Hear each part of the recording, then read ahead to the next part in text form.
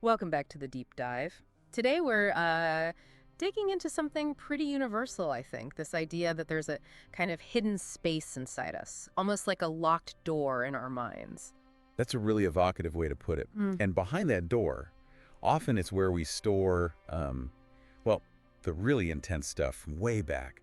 Big feelings, confusing experiences, maybe conflicts from childhood. Right, things that were maybe too much then. Exactly. It's almost like the mind's protective mechanism. Cordoning off what felt overwhelming when we were still sort of figuring things out. It's the unconscious, really, holding on to what felt unbearable. But the strange thing is locking it away doesn't make it disappear, does it? It feels like that hidden stuff. It still somehow, I don't know, leaks out, influences how we react to things now. That's the paradox, isn't it? What's repressed doesn't vanish. It exerts a kind of silent influence on our present lives. Yeah, like those gut reactions you have sometimes, or maybe patterns you see repeating in relationships, you start to wonder, could that be tied to what's behind my own locked door? That's a very insightful question to ask yourself. Yeah. And it often brings up this tension, right? Part of us wants to understand, to finally figure out these patterns. Absolutely. But there's also this hesitation, maybe even fear, about what might actually be uncovered if we pry that door open. Oh, absolutely. A resistance. That resistance is key. It served a purpose once, remember? Mm-hmm. Protection. And it's not just a mental thing, is it? Sometimes just thinking about certain areas, I feel it physically, like a tightening in my chest or my stomach does a flip. It's like my body shouting, "Whoa, careful there." Fascinating, that mind-body link. It's so direct. When we get close to those buried feelings, those unresolved bits of experience, they can show up physically. Yeah. Oh, yes. It's almost like the unconscious finds another way to speak when conscious thought isn't available or is perhaps too defended. Those physical sensations. Very common ways it makes itself known. So why? Why does this door even exist? Why did we, develop this ability to just lock things away? It feels like it must go way back to being kids. Well, think about childhood. We were incredibly vulnerable, weren't we? Our sense of self was just budding. Our tools for processing big emotions were pretty limited. Totally dependent. Completely. Mm-hmm. We relied on caregivers for everything: safety, understanding, validation. Mm. So when things happened that were just too much for our little systems to handle, maybe care wasn't consistent, or emotions weren't mirrored back, or even, specific upsetting events, Yeah. we naturally found ways to cope, to protect ourselves. So building this metaphorical door, these defenses, they were actually survival strategies back then, like absolutely necessary when we didn't have other ways to manage. Precisely. Think about things like repression, just unconsciously pushing difficult thoughts or feelings out of awareness, or denial, refusing to see what's right there. These helped a child survive overwhelming situations. Makes sense. A kid in a really chaotic home, for instance, might learn to just shut down emotionally. It's a way to get through. But the catch is, those survival tools from childhood, they can become kind of rigid later on, right? That feeling or need that got shut down, it doesn't just evaporate. It can, I guess, subtly shape how we connect with people now. That's often what happens. The unmet need, the unresolved pain, it can influence the kind of relationships we're drawn to, maybe how we behave in them, even how we fundamentally see ourselves. So the door stays locked, but it's like the pressure builds up behind it and affects things anyway. Exactly. Those early defenses, so adaptive in childhood, can become quite maladaptive, quite limiting in our adult lives. How so? Well, someone who learned, say, to suppress their own needs to keep a caregiver close might find it really hard as an adult to ask for what they need.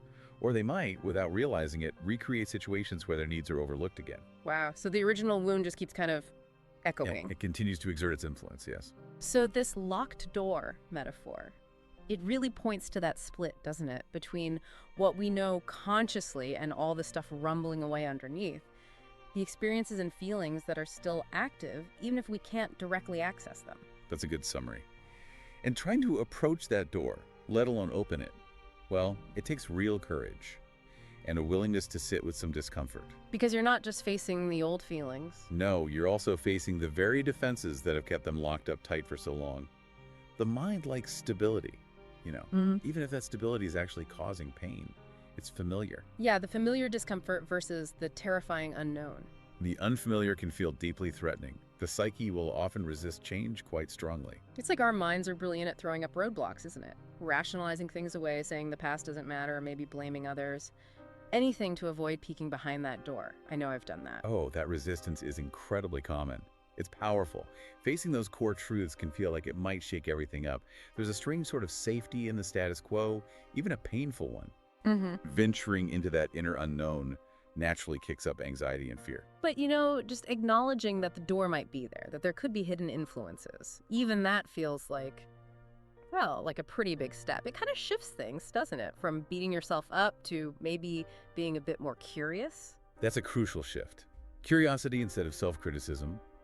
Recognizing the possibility of this inner dynamic fosters that curiosity. It's an admission, really, that we're complex beings and that there's always a capacity for understanding and maybe even healing, no matter how difficult things were. Okay, so we're thinking about this locked door, this hidden space. If someone wants to start gently approaching it, what's a helpful way to think about that? Often the path involves something we might call encountering the wounded child within. The wounded child. Yes. And this isn't about getting stuck wallowing in the past. Not at all. It's more about acknowledging and understanding how those early unmet needs, for love, for safety, for feeling seen and validated, how they might still be driving patterns in our lives today. Our emotional reactions, our relationship dynamics. That really clicks for me. I can definitely see times when my reaction in an adult situation feels bigger than the situation warrants. Almost like a younger version of me is taking over the controls for a second. That's a very common experience. Yeah. And connecting it to the bigger picture, those recurring relationship patterns. They're often unconscious attempts to finally get those old needs met. Trying to fix the past in the present. In a way, yes. We might gravitate towards people or dynamics that feel familiar, subconsciously hoping for a different, better outcome this time around. Right. But, and this is important, just understanding why we do it, that insight alone often isn't enough to change the pattern. So the aha moment is great. Figuring out the root is helpful. But you actually need to do something different, like consciously push back against those old habits. That's exactly right. Real healing, real change usually involve actively challenging those old defenses, the ones that worked back then but are now getting in the way of connection or growth. It means bringing awareness to those automatic, unconscious ways of reacting and consciously choosing a different response, a healthier one. That sounds hard and probably not straightforward. I bet it's not like you figure it out once and you're done. Oh, definitely not linear.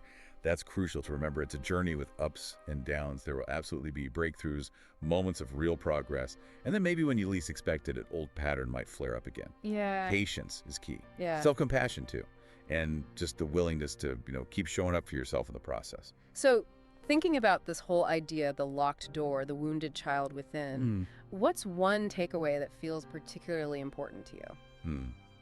I think what really stands out is that this inner child, this wounded part, it's not usually asking for perfection. It's not demanding that we erase the past entirely. Well, what is it asking for then? More often, I think it longs for presence, for kindness, for the sort of patience and understanding we naturally offer to someone else we care about deeply.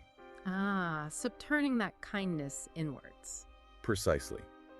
It really suggests that the validation, the love, the safety we often chase externally, maybe the most important source of it, can actually start from within, from how we learn to relate to ourselves, including these vulnerable parts. That's a really hopeful thought. So maybe this locked door, No. it's not something to just be afraid of forever. It could actually become, a doorway to understanding ourselves better, to healing. That's a beautiful way to see it. Yeah. Imagine that door isn't bolted shut, but maybe it's just ajar now. It represents that ongoing possibility, doesn't it? The possibility of building a future where our choices, our relationships, our inner world, they're shaped more by conscious healing and less by the echoes of old wounds. Yeah. Kind of leaves you wondering, doesn't it? Yeah. What might be one small, gentle step you could take towards nudging that door open just a little bit further?